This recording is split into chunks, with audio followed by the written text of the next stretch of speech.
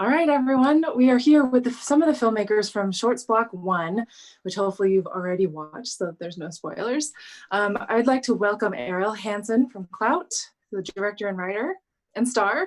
Yeah. Taylor Likens from U14. Lloyd, Neil, and Sam, Lloyd and Neil are together in one window, and Sam is by himself from The Long Walk Back. Welcome and thank you so much for showing us your amazing films. I hope everyone that's like on the Discord server and watching in YouTube live right now is enjoying it. I'm gonna kind of keep an eye on the Discord server, so if I look down every now and then, it's because I'm looking at my phone. But I just wanted to say, like, usually our first Shorts Block, we try to give people a really good mix of different kinds of films that they're going to see for the rest of the festival. And I think we really kind of got like a good variety of like straight up cosmic horror and some modern cosmic horror and some folk horror with a twist on it. You probably are all seeing each other in a different order than I am, but I'm going to go in the order that's on my screen. And Ariel, you're first with Clout. What was the genesis of this film? I mean, obviously it's about social media influencers, but then there's this monstrous element to it with the parasitic gross insect that I love. So actually what inspired me to write it was a friend was talking about doing a series of horror films based on the 7 deadly sins. And so I thought, oh, vanity. And so basically the idea came that like, oh, like a parasite that feeds on someone every time they see their own image. And that led to like, who would really look at themselves a lot? An influencer. So then things could get really grotesque as their body deteriorated from this parasite sucking out their life force.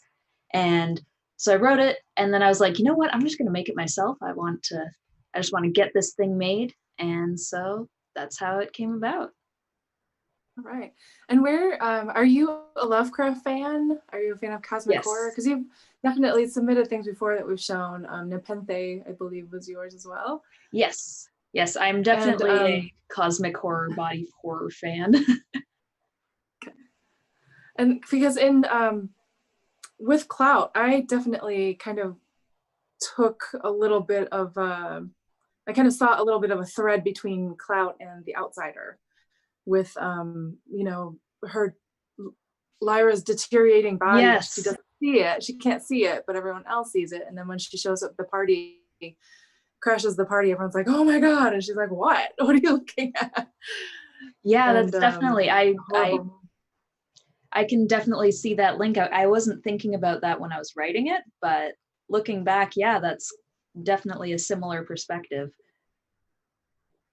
Nice. And what are your plans for the film? Like, what is it going to be? Is there going to be a series? Um, so it's actually I'm that friend was kind of just talking about things, but Mm-hmm. I have actually I'm working on some way to expand it a bit more to perhaps make something more out of it, but we'll see how that goes. And yeah, it's still doing its festival run, so more festivals coming up, and hopefully eventually somewhere in person I'll be able to see it. Excellent, excellent. Well, thank you so much. I'm going to move on to Taylor Likens with U14, Yes, which ma'am. is a kind of DJ gets asked for an oldie called U14, and he has to kind of delve into the dusty, dank archive of the radio station building to find this. Talk to me about the story behind it and kind of this weirdness of like a cursed song, I guess, because there's this long tradition of, you know, movies that are fictional or mythical that tend to drive people mad, or plays that drive people mad, like The King in Yellow. Is there a line between that and your film when you were coming up with the story? I think I try to not be too articulate or specific about where things come from, um, mostly because I usually am not too sure. I find things tend to work out better for me personally if, you know, a way to put it might be to, to say if I just kind of use the force and just go with that. Uh, U14 kind of came out of this. It's sort of a combination of dream imagery that I had over a period of time. I started I started reading a lot of Carl Jung. I started recording my dreams, actually writing them down as soon as I woke up. And as I was as I was doing that, I started noticing some patterns, and I got some very interesting images out of it that I thought would be useful for filmmaking, and it kind of turned into this obsessive interest in the idea of a descending dream, and I think that's probably the main point of origin for it. Uh, but I mean, I would imagine that there's definitely some of what you talked about with the idea of uh, the cursed song or the cursed film, the thing that drives people insane. Though from my perspective, I think my main interest in that was more so less about just the song and more about people's interest in it. Uh, but I think that probably about sums it up for me. Okay. And we had a question in the Discord. What was your inspiration? But that was pretty kind of like from your dreams and the things that you had written down. And is that often how you find inspiration for your work? Is through dreams, or was this just such a strong thing that called out to you? Well, I've always had very bothersome dreams. That's kind of been one of my things for a very long time. But recently, pretty much since U14, I've been paying a lot more attention to that, and I find that to be it's a really interesting way to get in touch with the part of your mind that thinks imagistically, uh, that thinks in terms of images and symbols and less in words. And if you can get intimate with that part of your subconscious, I think that's going to be good for anybody. And I think that so far that's been really good for me. And that's moving forward. It's definitely going to be something that I use a lot. Nice. Thank you. All right, moving on to Neil, Lloyd, and Sam for the long walk back. And this is one of those things where people sometimes ask us like, is this cosmic horror? But we do also bring in elements of like the M.R. James style ghost stories and tales of the uncanny, which often incorporates some folk horror as well. There's also that kind of thread of, long traditional ritualistic things that go on outside of our civilized world. For you, what was the inspiration behind making this film? Because there's a lot of modern kind of themes that run through it. Yeah, I mean, originally, I think the idea was to kind of look at folklore that there was in England with, kind of true events that had happened with the Pendle witches and the witch trials and kind of what, women were persecuted and accused of being witches. And then you kind of, you and Sam were thinking about kind of bringing some modern day elements to that's still present now, weren't you? Yeah, I think we'd like to play with the idea of that one of the biggest horrors in life is what society like to put on people.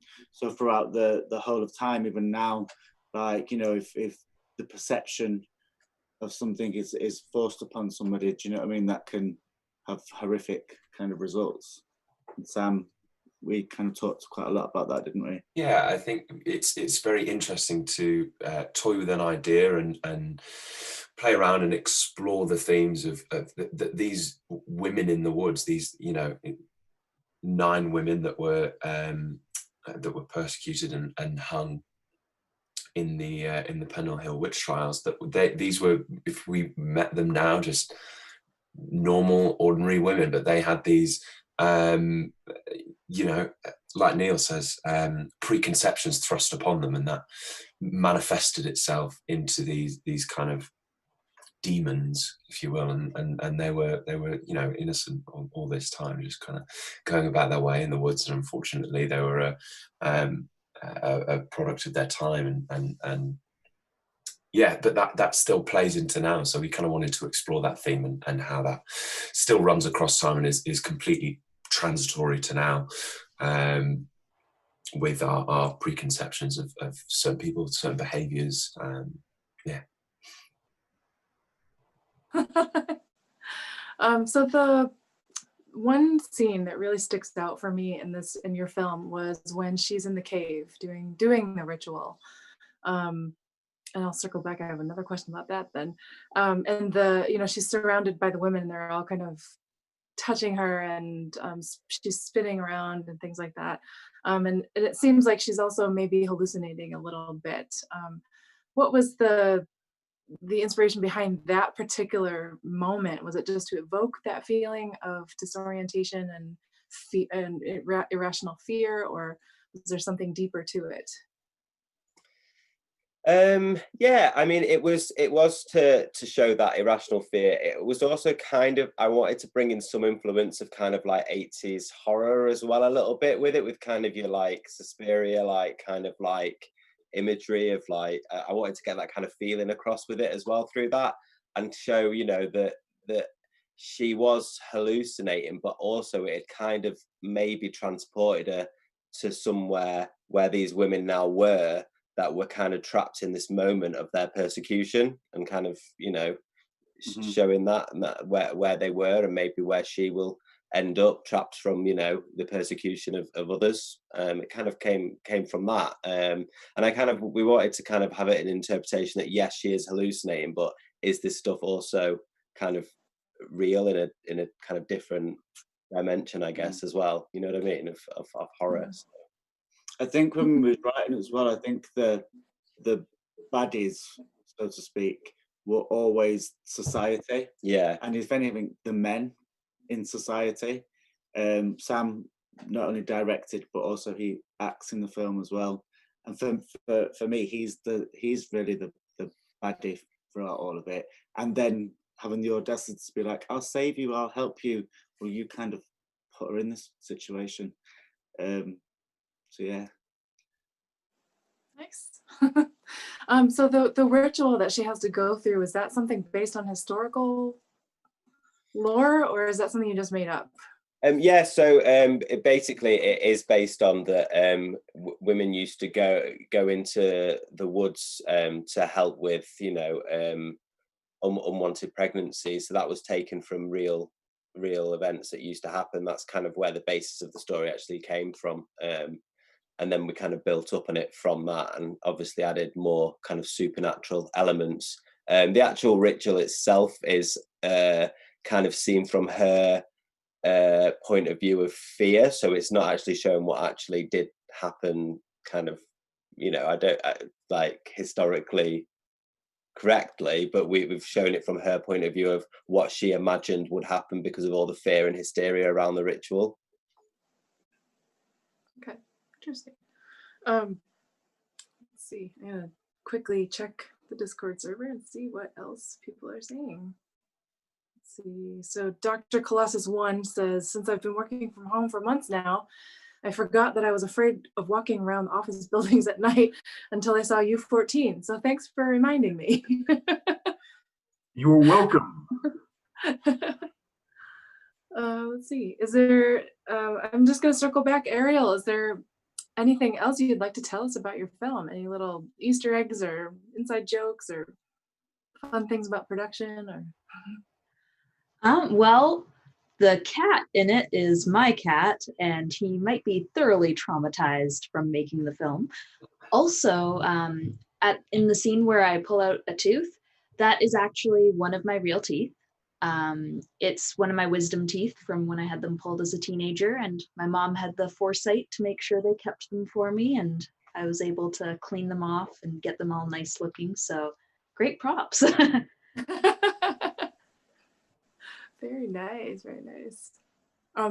Taylor, for your location, did you use an actual radio station building, or was that something that was built? That was actually, I would love I would love to be able to afford to build anything out of something other than old pallets and paint, but that's not really yet on my part of my station at the moment. That is the ground floor of the Dan Rather building at Sam Houston State University in Huntsville. They have a little, they have a campus radio station there, and they were kind enough to let me come in and tear the place apart and take a bunch of stuff off the walls. I'm not sure if they knew I was going to take a bunch of stuff off the walls, but it all went back up, so no harm. And it was actually written with that specific location in mind. So it all worked out. It all worked out very well, I felt. But that was an actual broadcast. Nice. Well, it looked really great, and like your lighting scheme was really interesting as well. And it almost becomes another character. Is that something that you planned in advance, like when you're writing the script, or is that something that you just kind of saw as you got into the space? It was pretty much, let's say pretty much, every single thing was planned out. I mean, if it was in there, then it was planned out. It was, I can't think of any, I can't think of any improv that happened off the top of my head. But the lighting scenarios were, the idea is, as every time the song plays, we go a level deeper into this dream world, and each time we go, it gets a little less hospitable. The environment gets a little more aggressive and dimly lit, and eventually we get to where it's just these stark red lights. That was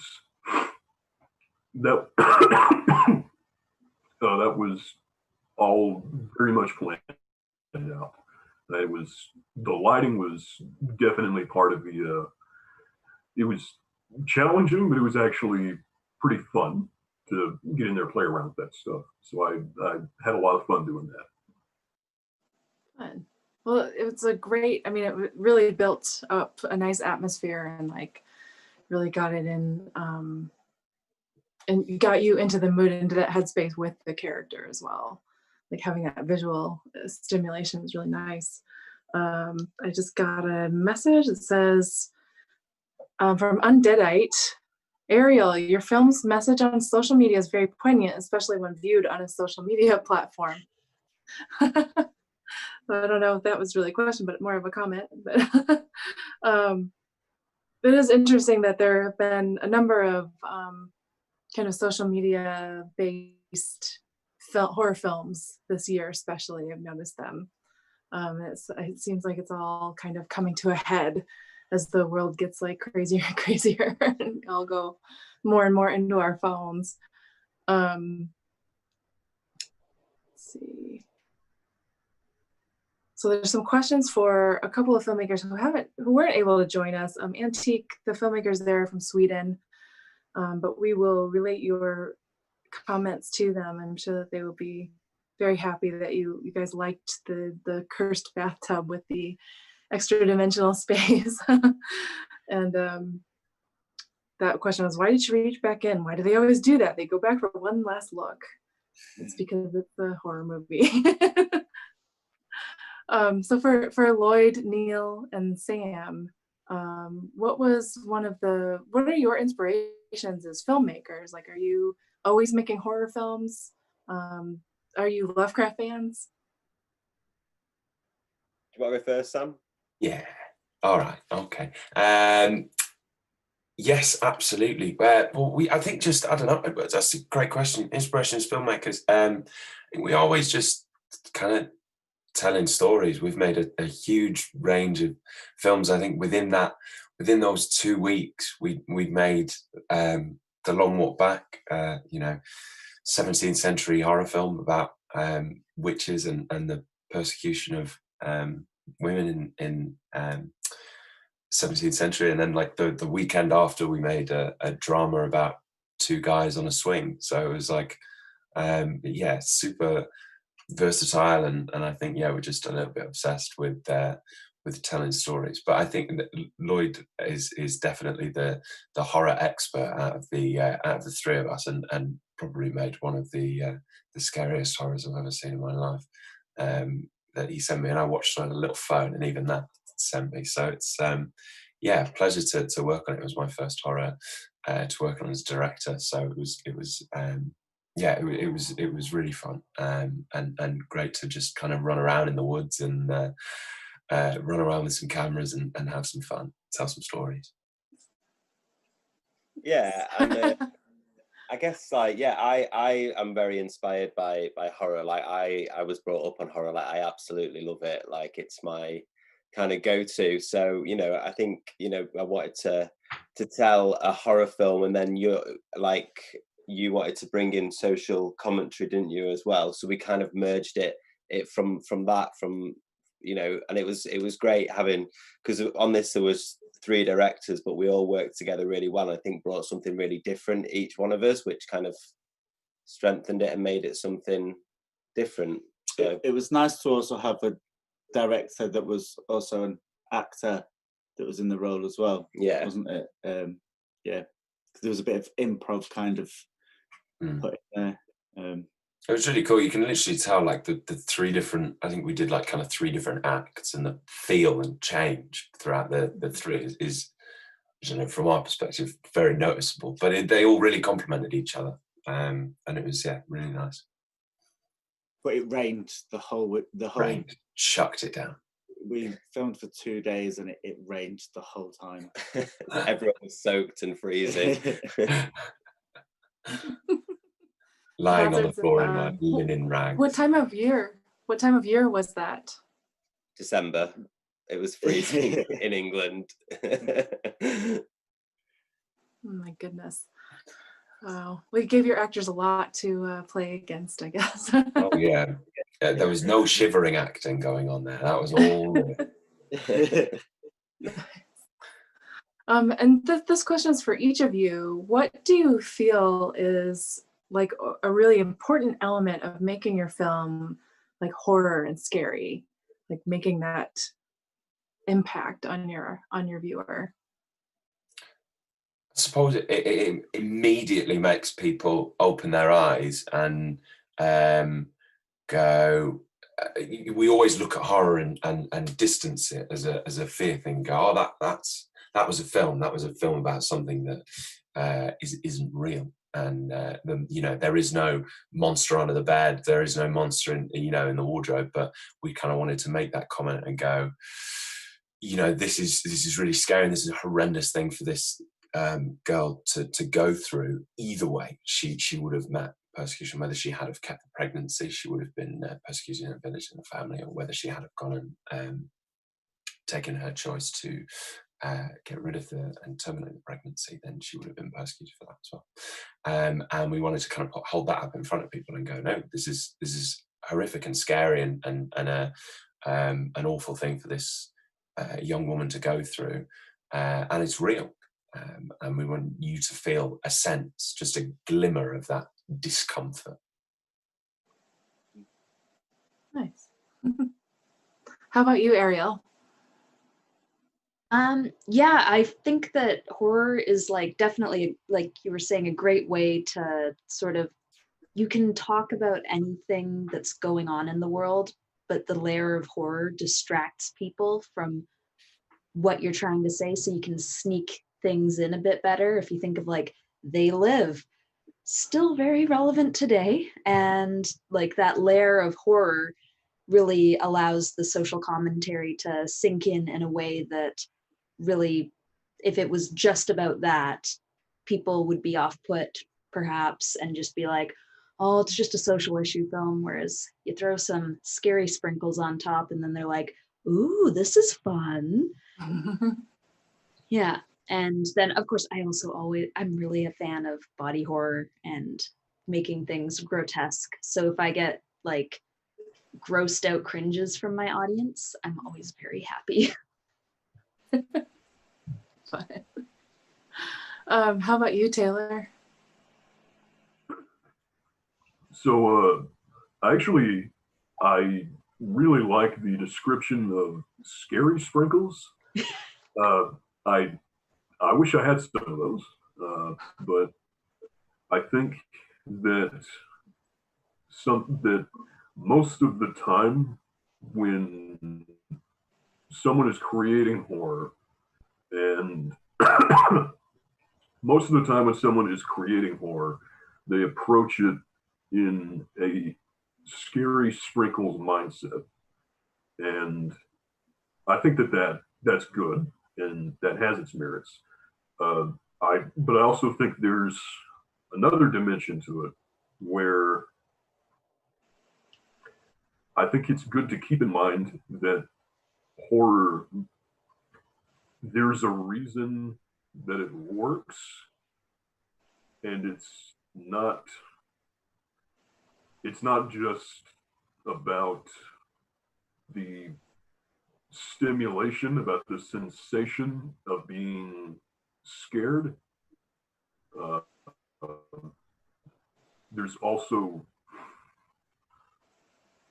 there has to be something inherently engaging about seeing something that's really morbid or disturbing. I mean, it's why would why would anyone sit down and watch The Lighthouse, today? I mean, that's that, but it's a great movie and a bunch of people watched it, so I mean, that means something. I think that I think that fear is the kind of fear that we see in horror is usually coming out of, whether it's through death or manipulation or something like that. It usually involves the fear of losing what you are or who you are in some capacity. And I think that how would you say it? I think It's about control a lot of times in horror films. The protagonist is thrust into a situation where they don't either know all the rules or they don't know what's going to happen next, and they don't have a lot of control, over their environment or their body or what's going to happen next to them because, they've been kidnapped or something like that. yes, ma'am. And I think that's obviously a very Lovecraft thing, is the fear of having no control, like the idea of control being kind of naive and laughable. But I guess what I'm trying to say is that I think